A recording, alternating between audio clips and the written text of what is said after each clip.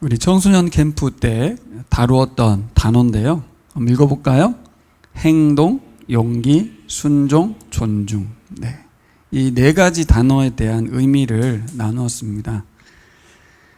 그냥 보면 알 것만한 단어인 것 같은데 참 심오한 단어인 것 같습니다. 특별히 오늘 존중이라는 단어를 살펴보려고 하는데 영어로는 respect이라고 되어 있더라고요. 저는 리스펙은 존경이라고만 생각을 했는데 존중이라는 단어가 제일 먼저 뜨더라고요. 리스펙을 보니까. 여러분 축구 경기복 어깨에 보면 리스펙이라는 단어가 새겨져 있다고 합니다. 국제 축구 기구에서 서로를 존중해야 한다는 캠페인으로 리스펙 캠페인을 한다는 거죠. 경쟁이 심각한 스포츠다 보니까 심판에 대한 존중, 상대 선수에 대한 존중이 반드시 필요하다라는 의미에서 리스펙 캠페인을 한다고 합니다. 존중에 대한 의미, 상대가 가진 권위를 인정하는 것, 그리고 그 권위에 복종하겠다는 의미가 포함되어 있는 것입니다. 그래서 존중에는 복종이라는 단어와 연결이 되어 있더라고요. 서로에 대한 존중을 통해서 스포츠가 주는 즐거움을 함께 맛보겠다라는 의미죠. 하지만 존중이 안 되면, 또 권위자에 대한 복종이 안 되면 즐거움이 되지 않고 난장판이 되는 거예요. 싸움터가 되는 것이죠. 존중의 개념에 반대되는 개념이 이기주의입니다. 이기주의. 이기주의의 문장에 이런 문장이 써 있더라고요. 같이 한번 읽어볼까요? 사람들의 목적이 자아 향상에 있을 때 리더십을 갖고 있는 사람을 존중하지 않게 된다. 그런 사람들은 항상 그의 권위에 도전해서 스스로 권위를 갖고자 한다. 네. 제가 주목해보는 단어는 사람들의 목적이 자아 향상에 있을 때, 그러면 이기주의가 된다는 거죠. 그러면 상대방을 존중하지 않게 되고 권위에 도전하게 되고 자신이 권위를 갖고자 하는, 자신이 하고 싶은 대로 하는 상태가 된다는 것입니다. 이번에 한번 이것을 나누면서 이 어려운 주제, 어른들도 이해하기 쉽지 않은 주제를 청소년들과 나누는 그 자체가 의미가 있다. 이 단어를 던져준 것 자체가 의미가 있다, 이렇게 생각을 합니다. 근데 영어의 리스펙을 보면서 존중이라는 단어에는 리스펙이라고 하는 존경이라는 의미를 같이 포함하고 있는 거라는 것을 이번에 준비하면서 알았어요. 한국에서는 존중이라는 단어가 존경이라는 단어와는 완전히 구분돼서 이제 생각되는데, 영어 서구 문화에서는 존경심을 갖고 존중을 한다는 의미가 포함되어 있다는 거죠.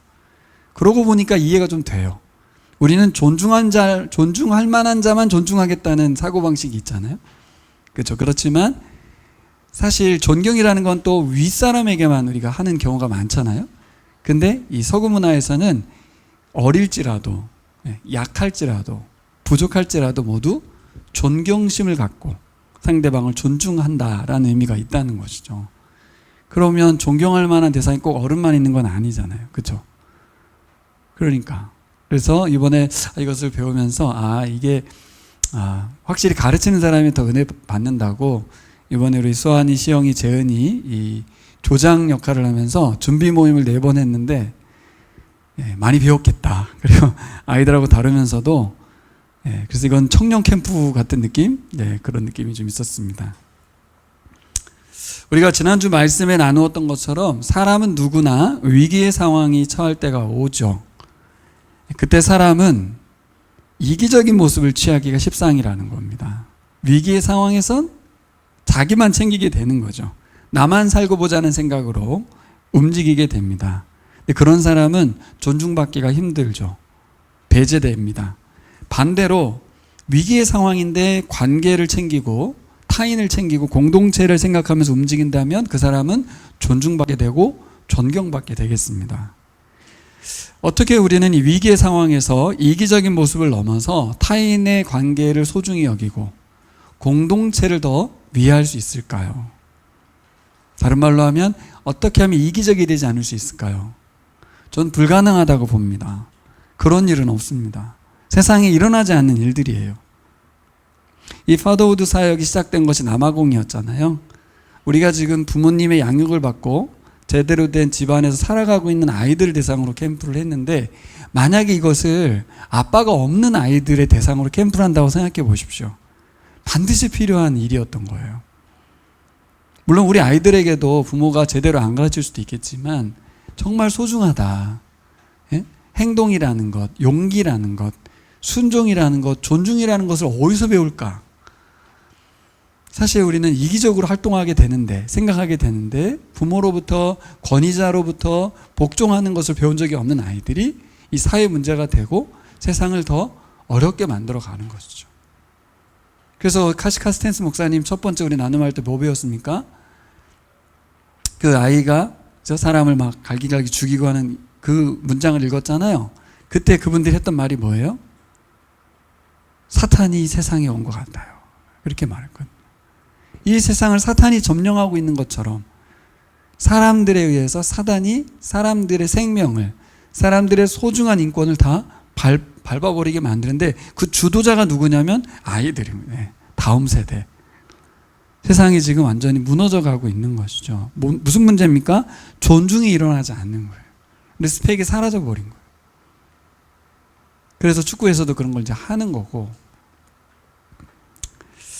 근데 제가 좀 전에 비관적으로 말했는데 안 된다는 거죠. 이기적일 수밖에 없는 인간이 어떻게 상대방을 챙기고 공동체를 위해서 자신을 희생할까? 위기의 순간에. 위기 순간은 자기가 살겠다고, 자기만 살겠다고 도망가게 되는데, 우리가 잘 알잖아요. 세월호 사건 때 선장이 배 버리고 도망갔잖아요. 그 생떼 같은 아이들을 놔두고 방송도 가만히 있으라고 하고 지들은 다 도망가는, 말도 안 되는 일이 벌어진단 말이에요. 나도 안 그럴 거라고 보장할 수가 없는. 하지만 우리 예수님께서는 우리들을 위해서 십자가에 죽으시면서 우리를 존중하는 사람, 그렇죠? 이기적이지 않은 사람, 공동체를 위해서 희생하는 사람으로 세우고 싶으신 거잖아요. 그래서 우리가 예수님 믿게 됐고 또 예수님을 믿을 수 있도록 주님이 일하셨거든요. 그래서 예수님의 도움이 필요하다고 저는 믿습니다. 우리 스스로는 안 되는 거예요. 불가능하다고 저는 생각합니다. 주님의 도우심이 절대적이다. 오늘 본문의 말씀이 우리에게 귀한 원리를 말씀해 줍니다. 어려운 상황 가운데에서 어떻게 하면 이기적으로 대처하지 않고 주님을 의지할까? 그렇죠? 주님을 의지해야만 이타적이 되고 공동체를 위해서 나를 희생시킬 수 있거든요. 주님 없이는 불가능하다는 걸 우리가 잘 알고 있습니다. 어떻게 해야 돼요? 마음대로가 아니라 말씀대로 살아야 합니다. 마음대로 사는 우리의 습관을 말씀대로 사는 습관으로 바꿔야 돼요. 한번 생각해 봤어요. 여러분, 나의 마음대로 산다는 게 무슨 뜻일까요? 이건 좀 더 깊이 생각해 봐야 될 주제예요. 마음대로 산다는 건 뭐냐면 우리 사람이 가진 경험 있잖아요. 그리고 쌓아놓은 지식들 있죠. 그리고 세상에서 검증된 원리들이 있습니다. 그래서 인생에 오랜 시간 걸친 경험과 축적된 지식이 위기의 순간에 큰 힘이 되거든요. 전 이게 마음대로인 것 같아요. 이게 우리에게 축적돼 있어요. 그래서 어른들이 되면 꼰대가 된다는 말이 너무 확실하기 때문에, 살아보니까, 경험해보니까 이렇게 하면 된다라는 확신을 갖고 있는 거예요. 그래서 저는 그게 마음대로인 것 같아요. 왜 마음대로일까요? 마음대로가 나쁜 단어가 아닌 거예요, 사실은. 각자가 자기가 생각할 때 이게 가장 최선이라고 생각해서 하는 거거든요. 근데 상황을 보면 이기적인 거예요. 우리가 스스로를 모르는 거죠. 위기의 순간에 나는 최선을 다해서 제안을 하고 행동을 했어. 근데 결과적으로 보면 상당히 이기적인 모습으로 나타나는 거예요. 반대로 말씀대로는 뭘까요? 말씀대로 사는 건 위기의 순간에 경험과 지식, 자신의 판단과 대처에 비해서 가볍게 느껴질 수 있겠다. 그리고 무모해 보일 수도 있겠다. 막연해 보이는 믿음일 수도 있겠다. 또 어떻게 보면 비현실적인 생각이고 무책임해하기까지 보이겠다 싶은 거예요. 제 말이 좀 마음에 드시나요? 말씀대로가 훨씬 좋을 것 같은데 이 세상에서 살아가는 상황을 놓고 보면 지혜자가 말하는 것, 경험자가 말하는 것, 전문가가 말하는 게 더 크게 들리고 더 확신이 있고 더 좋은 대처 같고, 말씀대로 하는 것은 굉장히 무책임한 모습으로 비춰질 수가 있는 거예요. 이건 정말 중요한 문제인 것 같아요. 우리가 예배당 안의 신앙으로서가 아니라 사회생활 속에서 진짜 위기의 순간에 우리가 말씀대로의 신앙이 펼쳐질 수 있을까?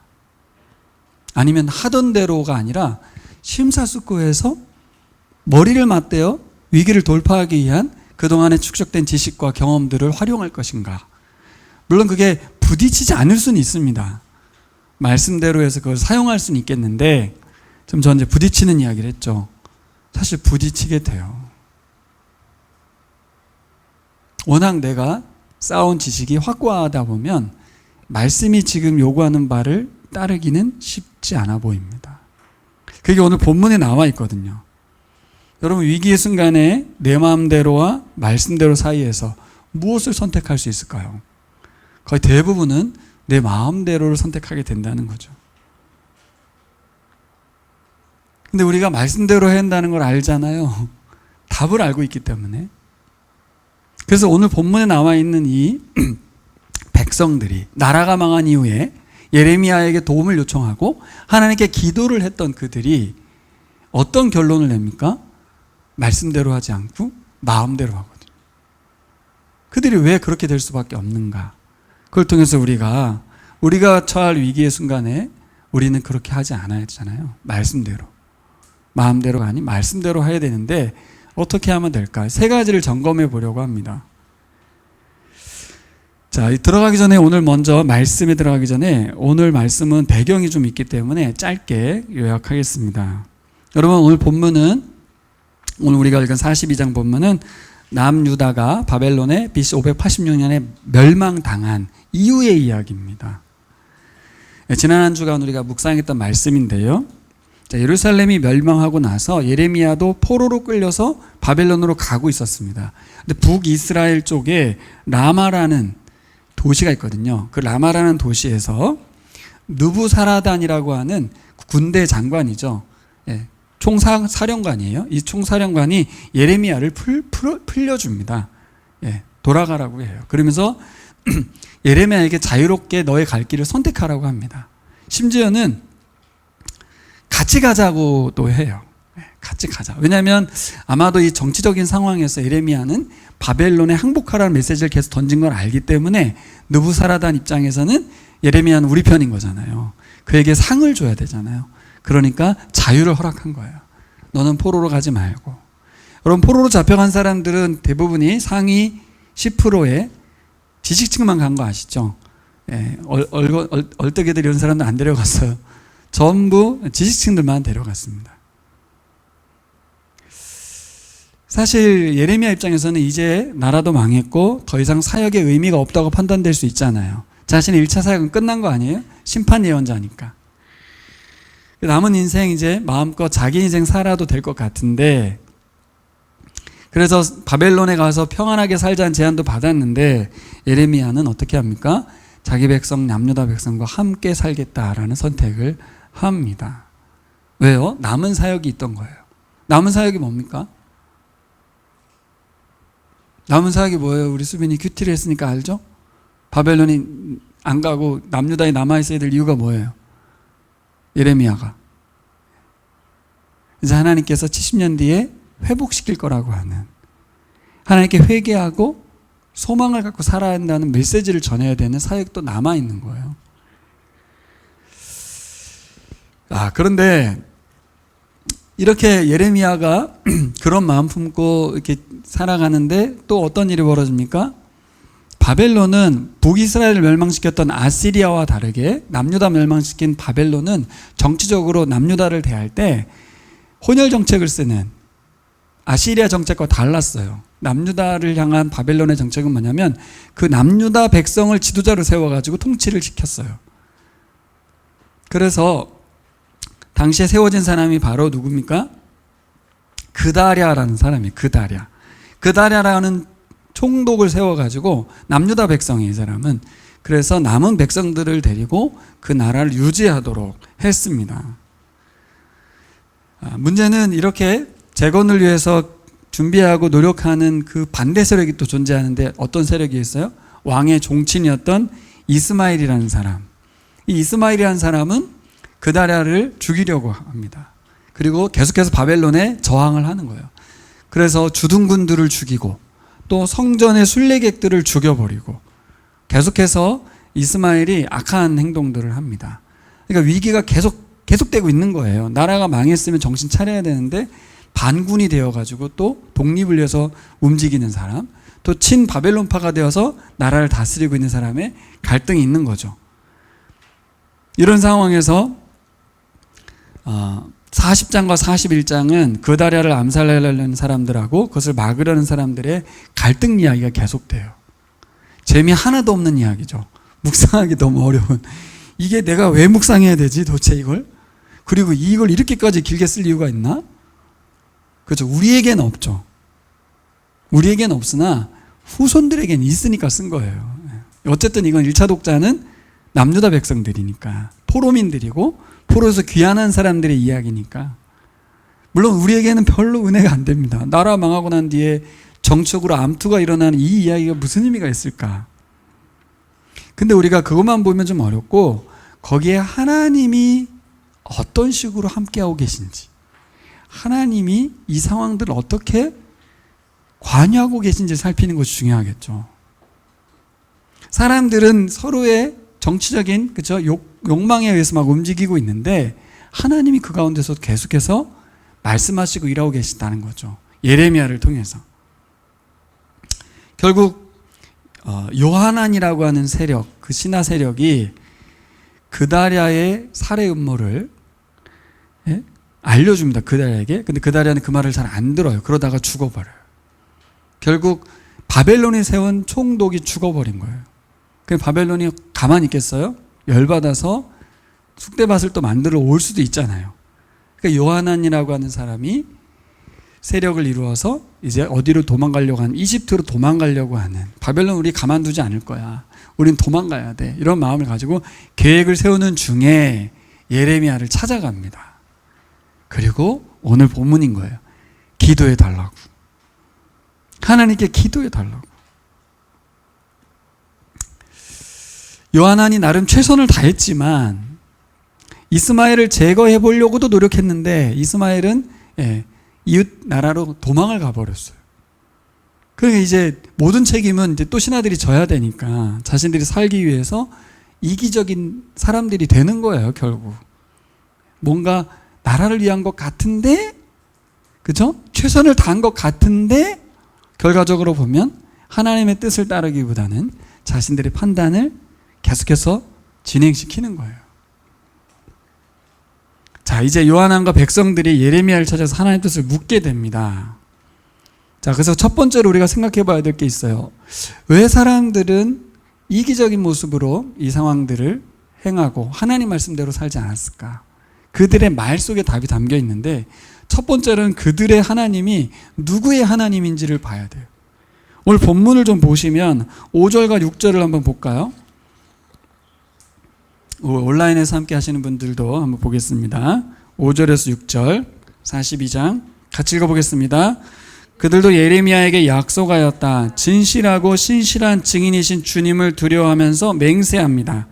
우리는 정말로 예언자님의 하나님이신 주님께서 예언자님을 보내셔서 우리에게 전하여 주시는 말씀대로 행동할 것입니다. 우리가 예언자님을 주 우리 하나님께 보낸 것은 그분의 응답이 좋든지 나쁘든지 간에 우리가 그 말씀에 순종하려 하기 때문입니다. 주 우리 하나님의 말씀에 순종하면 우리가 복을 받을 것입니다. 핵심은 뭡니까? 하나님 말씀이 우리 마음에 좋든지 안 좋든지 순종하겠다고 선언을 했어요. 대단한 자세죠. 자세의 전환이 일어났어요. 나라가 망했고 생명의 위기가 오니까 정말 절박한 심정에 하나님의 도움을 구하면서 기도해달라고 요청하는데 그들은 어떻게 하겠다? 좋든지 내 귀에 좋은 말씀이든 좋지 않은 말씀이든 무조건 순종하겠다고 약속을 했어요. 참 다행이죠. 이런 자세를 보인 것은. 근데 문제는 요한안과 백성들이 말하는 그 말의 내용을 자세히 봐야 되는데 뭐라고 말을 하냐면 이들이 첫 번째로 예언자의 하나님이신 주님께 기도를 드려달라. 이렇게 2절과 3절과 5절에 써 있습니다. 개역 성경 번역이 훨씬 좀 편해요. 당신의 하나님께 기도해달라. 이렇게 말합니다. 지금 자신들에겐 하나님이 누구예요? 당신의 하나님이라고 표현하고 있는 거예요. 예레미야가 하나님과 각별한 관계라는 걸 아는 거죠. 그동안 하나님이 그와 함께 했다는 걸 아는 거예요. 그러면 이분들의 표현은 뭐냐면 지금 하나님은 우리의 하나님은 아닌 거예요. 하나님 우리와 관계가 없는 분, 당신하고는 관계가 있는 분, 이런 인식 속에서 이들이 하나님을 대하는 거죠. 결국 이 사람들의 말을 잘 보면, 이들의 기도하는 표현을 보면 자신들이 하나님과 바른 관계에 있지 않다는 걸 스스로 말하고 있어요. 두 번째는 좀 전에 제가 읽었던 6절의 말씀에 하나님 말씀 듣기 좋든 안 좋든 무조건 순종하겠다는 말이 과장되고 진실이 아님을 알 수 있어요. 정말 그렇다는 것인가? 정말 그렇다고 하면 절박하게 나의 하나님, 우리의 하나님이라고 불러야 되는데 당신의 하나님께 기도해달라. 내가 무슨 말이든 순종하겠다. 이 말이 앞뒤가 안 맞는 말인 거예요. 분명히 믿음에 대한 간절함이 묻어나는 표현이긴 한데 이건 잘 보면 단순히 이 상황을 모면하고 하나님을 이용해 보겠다는 그런 심리인 걸 알 수 있어요. 결국 의도치 않게 자신들이 하는 말 속에 자신들이 하나님을 어떻게 대하고 있는지, 하나님 나에게 어떤 분인지가 드러나는 거예요. 근데 참 놀랍게도 하나님 어떻게 하십니까? 예레미야가 너희들의 하나님이야 이렇게 말해요. 두 번째 뭐라고 합니까? 여기 보세요. 내가 여러분의 하나님이신 주님께 기도를 드리겠습니다 이렇게 말해요. 이 기록법을 이렇게 기록했을까요? 말 자체를 진짜 그렇게 한 거예요. 그러니까 예레미야가 굉장히 신중하게 들은 거죠. 당신의 하나님께 기도해 주시오. 그러니까 여러분의 하나님을 위해서 기도해 주겠습니다. 이렇게 말을 하니까요. 잘 알아들었습니다. 여러분의 간청대로 내가 여러분의 하나님이신 주님께 기도를 드리고 주님께서 응답하시는 것을 아무것도 숨기지 않고 모두 여러분에게 알려드리겠습니다. 이렇게 말합니다. 그들의 말을 바꾸는 거예요. 이게 왜 바꿨을까요? 하나님은 예레미야만의 하나님이 아닙니다. 너희들의 하나님이에요. 당신들의 하나님. 이게 무슨 말이에요? 하나님은 여전히 당신들과 함께하고 계세요. 하나님은 당신들을 버리지 않았어요. 근데 왜 이들은 당신들의 하나님이라고 했습니까? 예루살렘이 망했거든요. 성전이 망했거든요. 우리 생각에는 하나님이 나를 버렸어. 하지만 하나님은 아니라는 거예요. 하나님 백성들을 포기하거나 버리지 않았다는 거예요. 왜 우리가 이기적이 되는가? 하나님이 나의 하나님이 아니라고 생각할 때, 하나님과 관계가 다른 사람의 하나님이 될 때 우리는 하나님께 나아가지 않고 우리가 하고 싶은 대로 하게 돼요. 왜 나는 내가 하고 싶은 대로 할까? 나의 하나님인가를 돌아보라는 거죠. 누구의 하나님인지. 이 말을 받고 나서 6절에 이들이 말이 바뀌지 않습니까? 뭐라고 바뀌어요? 주 우리의 하나님께 보내는 것은 하면서 우리 하나님이라고 말을 바꿉니다. 6절에 가서 우리가 예언자님을 주 우리 하나님께 보내는 것은 그분의 응답이 좋든지 나쁘든지 간에 우리가 그 말씀에 순종하려 하기 때문입니다. 주 우리의 하나님의 말씀에 순종하면 우리가 복을 받을 것입니다 라고 말이 바뀌어요. 2, 3, 4, 5, 6절에서 서로의 말이 바뀌면서 예레미야가 확인시켜 주는 거죠. 그들도 바꿉니다. 우리 하나님, 그분께 순종하면 복 받습니다라는 걸 알고는 있는 거예요. 예레미야가 요한왕과 백성들에게 하나님과의 관계를 다시 새롭게 하도록 도왔어요. 하나님 여전히 이스라엘을 사랑하신다. 하나님 신뢰하고 믿음으로 살아가라. 라고 그들의 말을 바꿨습니다. 적용해 보십시오, 여러분. 하나님은 나에게 누구의 하나님이신지 묻고 있어요. 오늘 본문을 통해서 여러분, 우리 하나님, 나의 하나님으로 고백하시기를 바랍니다. 그렇게 기도했으면 좋겠어요. 내가 왜 내 마음대로 살까? 내 고집대로 살까? 근데 내가 내 고집대로 사는지 내 마음대로 사는지도 잘 몰라요, 사실은. 남들은 다 보이는데 본인은 잘 안 보여요, 사실. 나는 하나님 잘 섬기고 있다고 생각하거든요. 좀 전에 봐요. 당신 하나님께 기도해 주십시오 라면서 기도 부탁하고 간절히 순종하겠다고 말도 하고 있기 때문에 자기 스스로는 몰라요. 근데 예레미야가 알려줬죠. 하나님 너희 하나님이 아니네. 하나님 우리 하나님이시군요. 이렇게 바뀐 거잖아요, 지금. 여러분, 오늘 말씀을 통해서 여러분, 우리가 일상을 살든 지금 위기의 상황을 살든 어떤 형편이시든 정말 내가 나의 하나님과의 관계 속에서 기도하고 있는지, 정말 그 하나님께 순종한다는 마음이 실제 이루어질 수 있는 말인지, 그 관계를 점검해 와야 될 줄 믿습니다.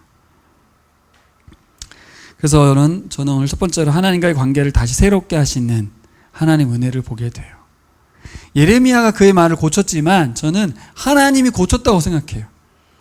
하나님이 예레미야를 통해서 쟤들 정신 차리게 해라.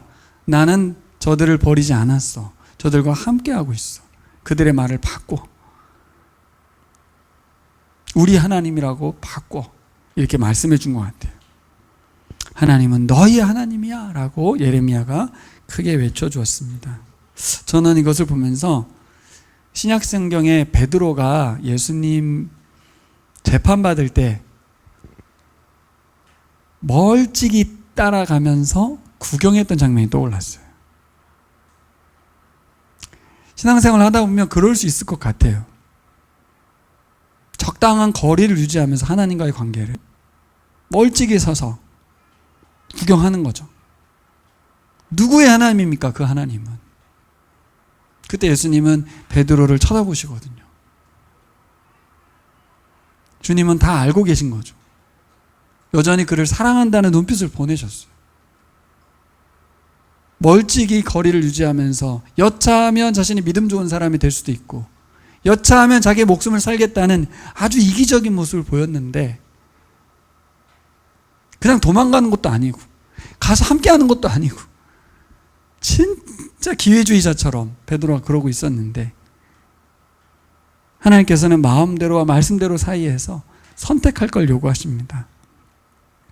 어떻게 하면 우리가 말씀대로의 삶을 선택할까요? 읽어볼까요? 2번 시작. 하나님의 응답이 언제나 선함을 믿는지. 네. 주님의 뜻을 물은 요한왕과 백성들에게 주께서는 뭐라고 합니까? 이집트로 가지 말아라 라는 말씀을 줍니다. 그리고 뭐라 그래요? 그냥 바벨론 통치받으면서 살아라 라고 말합니다. 실제로 요한은 이렇게 말하죠. 하나님 응답은 받아들이기 싫은 내용이었어요. 받아들이기 싫어. 분명히 앞에 뭐라고 했어요? 듣기 싫은 말도 순종한다고 했거든요. 근데 실제로 듣기 싫은 말이 들어왔어요. 우리가 신앙생활 하다 보면 들어옵니다. 순종하기 싫은 말씀이 들려요. 굉장히 우리를 불편하게 하는 말씀이 들립니다. 자세는 분명했어요. 어떤 말씀이든 순종하려고 했어요. 그런데 듣기 싫은 말씀을, 그것만은 거부하고 싶은 말씀이 들린 겁니다. 근데 여러분, 이 말씀 순종해야 되잖아요. 순종한다고 해놓고 순종을 하지 않습니다. 왜요? 이 질문에 나와 있는 것처럼 하나님의 응답이 언제나 선하다는 걸 믿어야 되는데 내 생각엔 이게 아닌 거잖아요. 왜 내 마음대로 선택합니까? 하나님의 말씀이 이 상황에서는 안 맞는다. 이 환경과 상황에서는 아니다라고 자기가 판단을 하기 때문에 그래요. 근데 우리는 뭘 믿어야 됩니까? 상황과 환경을 주관하시는 하나님을 믿어야 돼요. 이 상황 속에서도 말씀이 적용될 수 있다고 믿어야 돼요. 이게 어렵거든요. 모든 상황과 형편을 고려해 볼 때 하나님 말씀 받는 건 어리석은 짓이에요. 그리고 설사 하나님 말씀대로 이루어진다 하더라도 그 과정이 너무 어렵기 때문에 싫은 거예요, 사실은. 70년의 포로 생활 뒤에 귀환하는 것 좋다 이거지. 그렇지만 나는 포로 생활이 싫어. 자유자로 살고 싶으니까 이집트로 가는 거예요, 여러분. 그러니까 하나님의 응답을 받아들이는 게 어렵습니다. 결국 요한왕과 백성들이 하나님의 말씀을 거절해요. 순종한다고 해놓고 우리의 신앙 패턴이 그들의 신앙 패턴과 다르지 않은 건 똑같은 사람이기 때문에 우리가 원하는 것이 이루어지기를 바라는 기도를 하게 돼요. 근데 하나님은 거절하시고 다른 명령을 내리셨는데 우리는 하나님이 주는 응답이 언제나 선한지 의문을 제기합니다. 지금 이 순간 이 상황이 말씀대로 살아가는 게 맞는지 늘 고려하게 돼요. 이 말씀대로 살아도 돼? 아까 제가 말한 대로 너무 상황 인식이 안 되는, 이 상황에서 하나님의 말씀이 전혀 이렇게 아닌 것 같은, 그래서 좀 하나님의 말씀대로 하면 무책임해 보이는, 그렇게까지 느껴질 수 있는, 그렇죠? 왜 그럴까요? 왜 그렇게 자꾸 판단될까요? 제가 보기엔 딱 하나밖에 없어요. 딱 하나. 내 마음대로의 생각을 계속 묵상하기 때문인 것 같아요. 진짜 하나님의 말씀이 우리 안에 잠기고 묵상되어져야 되는데 그게 아닌 경우에는 뭐 반대밖에 없죠. 내 마음을, 내 생각을 더 묵상하기 때문에, 그것이 내 마음을 꽉 채우고 있기 때문에 하나님의 말씀이 비집고 들어올 틈이 없어요. 하나님 말씀은 비현실적으로만 보이고 결국 하나님은 전혀 무기력한 신으로 보이는 거죠. 이 상황은 함께 하실 수 없어. 이 상황은 통제하실 수 없어. 이 상황의 판단은 하나님의 판단이 틀려라고 생각하게 돼요. 왜? 이미 내 생각이 꽉 차 있기 때문에. 그래서 잘 보시면 이 상황에서 구원자는 하나님이 아니라 내가 되는 거예요. 이 상황의 구원자는 나일 수밖에 없는 거예요. 바로 그 사람이 요한안이었어요. 요한안. 어디서부터 문제가 생겼는가? 자세도 좋았고 의지도 굳건했고, 그런데 하나님의 말씀을 나의 생각과 마음보다 권위에 두지 않았어요. 아까 제가 존중에 대한 부분을 얘기하면서 복종을 얘기하고 권위 이야기를 했는데, 하나님의 말씀을 권위에 두지 않게 되면서 자신의 생각이 하나님의 말씀 위에 있는, 그 하나님의 말씀이 존중받지 못하는 일이 생긴 거죠. 그래서 다시 한번 지난주에 이어서 반복되는 원리를 발견하게 되는데요. 여러분, 위기의 순간에 갑자기 주님을 의지하려는 자세를 보였던 요한안, 결국 무너지죠? 안 됩니다. 우리를 믿으시면 안 돼요. 여러분, 위기의 순간에 열심히 기도하는 거는 안 하는 것보다 낫긴 하지만 되는 게 아닌 거예요. 결국 위기의 순간에 하나님 의지해 보려고 한다고 되는 게 아니에요. 그럼 어떻게 해야 되겠어요? 일상 가운데서, 그렇죠? 일상 가운데서 하나님 말씀을 존중하고 순종하고 경험해야 돼요. 일상 속에서 그게 안 된 상황에서 위기의 순간이 될 거라고 생각하면 오산인 거죠. 결국 요한한 이 백성들이 이전에 하나님 말씀에서 어떻게 살아왔어요? 자기들 하고 싶은 대로 하나님 말씀 순종하지 않고 살아왔잖아요. 그 절명의 순간에 나라가 망하고 난 뒤에 이 마음이 바뀌어서 하나님께 나아갔지만 안 되는 거죠. 안 됩니다. 여러분, 그래서 어떤 질병이 들거나 사건 사고가 생기면 사람들이 막다른 골목에서 하나님께 기도하지 않습니까? 살려달라고. 이것만 살려주시면 제가 신학교 가겠습니다, 막 이런 말 하잖아요. 네, 그런 기도는 하면 안 되는 것 같아요. 제가 보기엔. 그렇게 해서 신학교를 가는 사람들이 문제가 되기도 많고, 왜 꼭 그러면 신학교를 가지? 인생을 하나님께 드리지? 평범하게 사는 건 하나님께 드리는 게 아닌가? 아닙니다. 여러분, 그래서 잘 보시면 요한안이 원하는 응답이 주어지지 않잖아요. 그러니까 10절에서 12절 말씀이 쭉 주어지거든요. 안 들려요.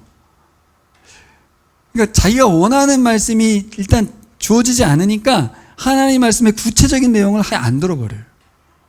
잘 들어보면 자기가 생각하고 자기가 마음대로 하려고 하는 것보다 훨씬 좋을 수 있다는 것을 고려할 수도 있을 텐데 말씀이 안 들려. 안 듣기로 결정을 해버리는 거죠. 이집트로 가는 것에 대한 얘기만 일단 들려야 되는데 그게 안 들려버리니까 바벨론의 통치를 받으면서 살 때 하나님이 어떻게 일하실 것인지, 어떤 은혜를 베푸실 것인지 써 있는데 하나도 안 들리는 거예요. 아, 그럴 수 있겠다. 우리가 말씀이 안 들리는 이유는, 자세히 묵상하지 못하는 이유는 뭔가 나에게 하나님께 못마땅하고 막혀있는 나의 하나님이 아닌 거죠. 하나님 응답이 언제나 선하다는 믿음이 없는 거죠. 그러니까 내가 원하는 대로 뭔가 안 되는 거예요, 지금. 그러니까 하나도 안 들리는 거예요. 신앙생활이 잘 될 리가 없는 거예요. 결국 이 사람은 어떤 마음을 쓰냐면 고집스럽게 이집트를 가야 되는 거예요. 거기 하나님은 도와줘야 되는 거고.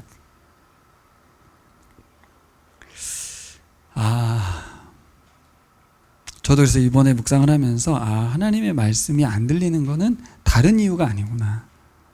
그게 은혜가 안 되는 것도 아니고 결국 내 마음대로 뭔가 세상이 펼쳐지지 않아서구나. 결국 내 마음대로 살고 싶은 거죠. 고집스럽게 이집트는 가야 되는 거예요. 결론은 정해져 있으면서 하나님께 기도했다는 거죠. 이렇게 신앙생활 할 수 있는 거예요, 우리도. 결론은 정해져 있어요. 저 대학을 꼭 가야 돼. 하나님은 도와줘야 돼. 저 대학을 안 가면, 그쵸? 하나님은 나와 함께 하지 않는 거죠. 봐요. 모든 것을 어떻게 하고 있어요? 내 마음대로, 내 뜻대로 하나님을 이용하고 있는 거예요.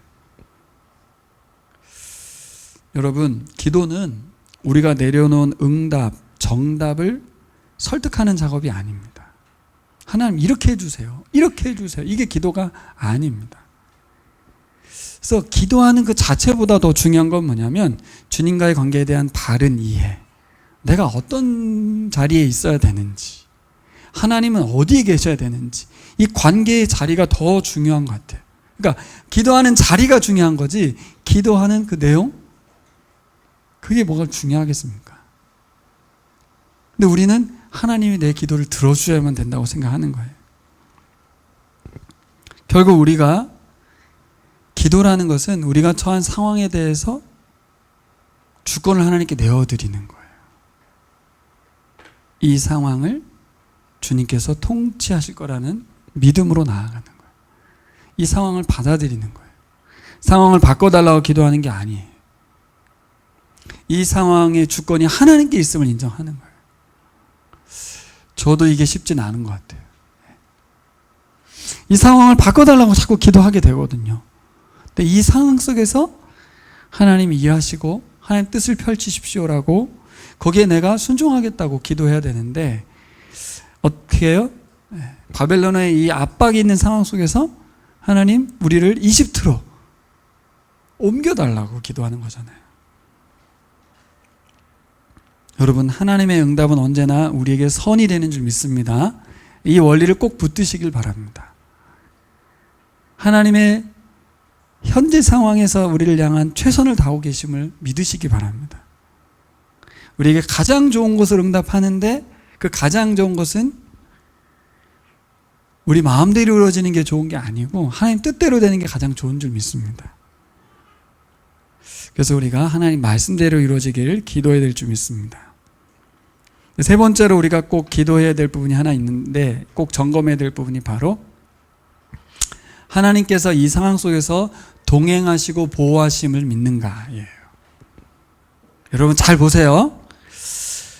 이스라엘 백성들의 가장 핵심적인 문제는 뭐냐면 어떻게 바벨론의 위협을 피할 것인가, 어떻게 이 상황을 탈피할 것인가. 근데 하나님의 핵심적 관심은 뭐예요? 어떻게 이 백성이 주님 신뢰하며 살아가게 할 건가. 관심사가 완전히 달라요. 어떻게 이 상황을 빨리 벗어날 수 있는가. 근데 하나님은 어떻게 저 사람을 나를 신뢰하면서 믿음으로 살게 할 것인가. 하나님은 그들에게 이집트로의 피난, 그죠? 그리고 피난하지 않는 것, 이 둘 중에 선택을 요구하셨어요. 이집트로의 피난은 예상되는 바벨론의 위협에 대한 현실적인 대안이죠. 아주 현실적인 대안입니다. 유다 땅에 남아있는 건 동일한 위협에 대한 뭘 선택하는 겁니까? 주님의 동행과 보호의 약속을 믿는 거예요. 이집트로 피난하는 건 쉬워요. 여기에 사는 건 어려워요. 하지만 무엇을 가지고 살아요? 하나님의 동행과 보호를, 말씀대로 일하실 것을 믿고 살아가는 겁니다. 하나님의 말씀은요, 눈에 보이는 피난처와 눈에 보이지 않는 피난처 사이를 선택하라는 거예요. 하나님께서 약속하신 말씀대로의 삶을 선택할 것인지, 우리의 지식과 경험을 동원한 선택을 할 것인지. 결국 핵심은 뭡니까? 하나님께 대한 백성들의 신뢰 촉구가 핵심이에요. 여러분, 우리가 하나님을 믿으며 사는지, 하나님이 선하신 분이라는 것과 하나님의 능력을 믿어야만 가능하겠죠. 이 상황 속에서도 하나님은 살아계시다, 일하실 것이다는 믿음. 여러분, 우리 기도가 바라는 때가 있습니다. 이때 이 기도가 이루어져야 돼요. 이 방법으로 이루어져야 되고, 또 결과도 그렇게 일어나야 돼요. 근데 그게 다를 수 있다는 거, 때도 방법도 결과도 다 다를 수 있다는 거, 이거 인정한다는 게 어렵지 않습니까? 하지만 하나님의 동행은 언제나 우리에게 선이라는 믿음이 있어야 될 줄 믿습니다. 여기서 또 생각해 본 게 구약의 사건들인데, 노아의 방주 사건이 생각났어요. 노아 입장에서 방주를 짓는 것, 하나님 권위에 복종하는 일이었잖아요. 그렇죠? 아브라함이 아들 이삭을 제단에 제물로 바치는 것, 그 권위에 복종하는 일이었습니다. 근데 그들의 입장에서 한번 생각해 봤어요. 과연 이 하나님이라는 분이 도대체 뭘 하시려고 이 상황을 만드는가? 뭐 하시는 건가? 이대로 인류를 심판하겠다는 건가? 끝장내겠다는 건가? 이대로 내 아들, 이 100세에 낳은 아들을, 약속의 자녀를 죽이시겠다는 건가? 그럴 수 있잖아요. 우리 일상생활에서 하나님께서 도대체 뭘 하시겠다는 건가? 이 상황에서 뭘 하실 수나 있는 건가? 인류가 죽음이라는 도저히 감당 못할 무기 앞에서 속수무책 당하는 거예요. 다 죽고 있어요. 지금 삭 죽고 있어요. 여러분, 사람들은 죽음 앞에 무기력합니다. 하나님 뭘 할 수 있습니까, 지금? 그때 예수님이 십자가에 죽으셨어요. 자기 아들도 죽는 거를 그냥 쳐다보고 계신 하나님, 뭐 하시는 하나님이십니까? 근데 여러분, 그 상황에서 과연 하나님은 선하신가? 하나님 도대체 무슨 능력을 발휘하실 것인가? 다 의문이 있을 수밖에 없었어요. 제자들도 그랬잖아요. 예수님 십자가에 죽는 상황 속에서 모두 도망갔고, 부활 얘기를 그렇게 들었지만 부활했다는 소식에 대해서 전혀 감을 잡을 수가 없었어요.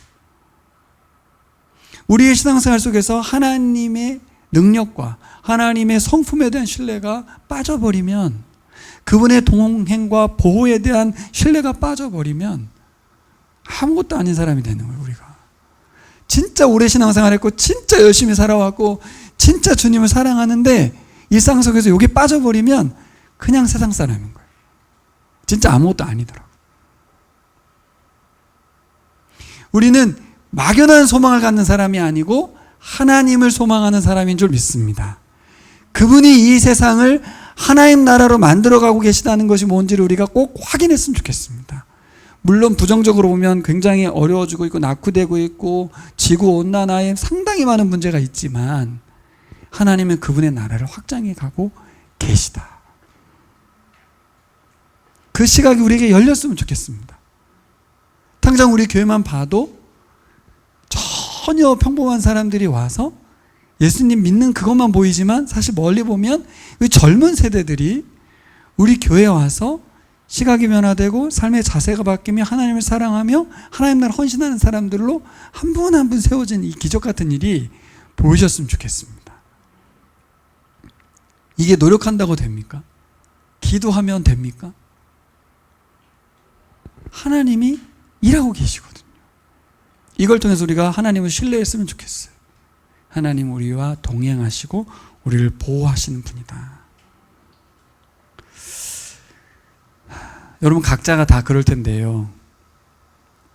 사람들이 처한 상황과 형편은요, 정말 내가 감당 못할 죽을 지경입니다. 다. 난 도저히 감당 못할 죽을 지경을 살아요. 남들이 보면 아닌데 자기 자신은 그렇거든요. 정말 죽을 지경이에요, 진짜. 노아도 그랬습니다. 아브라함도 그랬어요. 하나님께 순종하자니 아들이 밟히고 아내가 밟히고, 도대체 이걸 왜 요구하시는, 순종을 이걸 해야 되는 건지. 근데 묵묵히 하나님을 순종하고 존중하지 않습니까?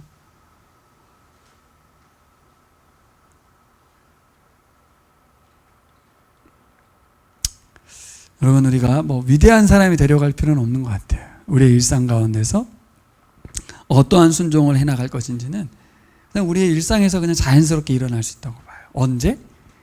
하나님이 나의 하나님일 때, 그렇죠? 하나님이 선하신 분이라는 걸 믿을 때, 또 언제? 하나님의 동행과 보호를 믿을 때입니다. 결국 요하나는 하나님을 존중하고 말씀을 선택해야 했어요. 근데 자신 마음대로 했죠. 자신의 상황 판단을 믿었고요. 예. 그러면서 이제 궁금해집니다. 요하나는 왜 기도했을까? 예레미야를 찾았던 이유가 도대체 뭐지? 그럼? 그렇게 순종하겠다 했던 이유가 뭐지? 결국은 아주 이기적인 거죠. 뭐예요? 자신의 목숨을 구원하겠다는, 하나님의 도우심 가운데 자기의 목숨 좀 살려보겠다는 아주 이기적인 동기에서 시작된 거예요. 잘 보면 국가를 위한 것 같고 막 백성들을 위한 것 같은데, 그 내면으로 들어가 보면 이기적인 거예요. 결국 우리가 하나님을 선택하고 말씀대로를 선택하지 않는 모든 선택은 아주 이기적입니다. 명분을 보면 뭔가를 위한 것 같아. 근데 그렇지 않아요. 그래서 우리 예수님의 도우심이 필요한 줄 믿습니다. 네. 여러분, 우리가 종종 시험에 들었다는 말을 듣습니다. 시험에 들었다. 이 무슨 말일까요? 시험에 들었다. 이 말은 자신의 뜻대로 주께서 일하지 않는다라는 표현입니다. 사람에게 시험 들었다 뭐 이렇게 표현하지만 잘 보면 내 뜻대로 안 된다는 뜻이에요. 주님이 도대체 뭐 하고 있는지 모르겠다, 그런 말이에요. 우리 신자에게 어울리는 말은 시험 들었다는 말이 아니고 그리 아니하실지라도. 같이 한번 할까요? 그리 아니하실지라도. 이게 진짜 100% 그 동일한 마음으로 기도하는 사람이 얼마나 있을까 싶긴 해요. 하지만 우리가 믿음의 고백을 하며 살았으면 좋겠습니다. 내 뜻대로 되지 않을지라도, 내 소망이 이루어지지 않을지라도, 그리 아니실지라도는 그것만 포함되는 게 아니죠. 그리 아니하실지라도는 그것만 포함되는 게 아니죠. 뭐가 포함되어 있습니까? 하나님 뜻대로 되는 것이 선하다는 믿음을 고백하는 거예요. 제 뜻대로 안 돼도 돼요. 이게 아니에요. 내 뜻보다 하나님의 뜻이 이루어지는 것이 더 중요합니다라는 고백입니다. 그분이 우리에게 늘 선한 분이시기 때문에 기도를 통해서 하나님을 조종하려고 할 수 있죠. 그래서 우리가 꼭 뭘 해야 됩니까? 상황에 대한 주권을 이양해야 됩니다. 하나님께 드려야 돼요. 이 상황에 대한 주인은 하나님이십니다. 진짜 어려운 건데 꼭 해야 될 일입니다. 내가 이 처한 상황이 바뀌길 바라지만, 지금 바뀌었으면 좋겠고 머지않아 바뀌었으면 좋겠지만 주권을 하나님께 내어드리는 거예요. 저도 수년째 기도하고 있는 내용이 있거든요. 답답하고, 정말 답답하고, 하나님 빨리 이루어졌으면 좋겠고 상황을 바꿔줬으면 좋겠는 기도 제목이 있는데, 그럴 때마다 그건 내 생각이고 하나님의 때와 하나님이 이 상황을 이끌어가 주시기를 기도하게 되더라고요. 여러분, 말씀대로의 삶이 우리들에게 가장 선한 삶임을 믿으시기 바랍니다. 그래서 우리에게 필요한 게 나의 생각, 나의 마음을 묵상하는 게 아니고 나의 감정 상태에 빠지는 게 아니라 말씀을 붙들어야 되는 거예요. 8월 한 달 동안 또 우리의 일상 가운데서 말씀과 함께 말씀 가까이 하시길 바랍니다. 무덥죠. 일도 많고 그러다 보면 큐티책 펴기도 힘들고 그런데 매일매일 큐티하는 거는 불가능합니다. 그럴 일도 없고 일주일에 제가 말씀드린 대로 시간을 떼셔서 충분히 시간을 떼셔서 말씀을 천천히 읽어보시기 바랍니다. 그 말씀들이 계속 쌓였을 때 위기의 순간에 우리가 말씀의 근육이 우리를 살려낼 줄 믿습니다.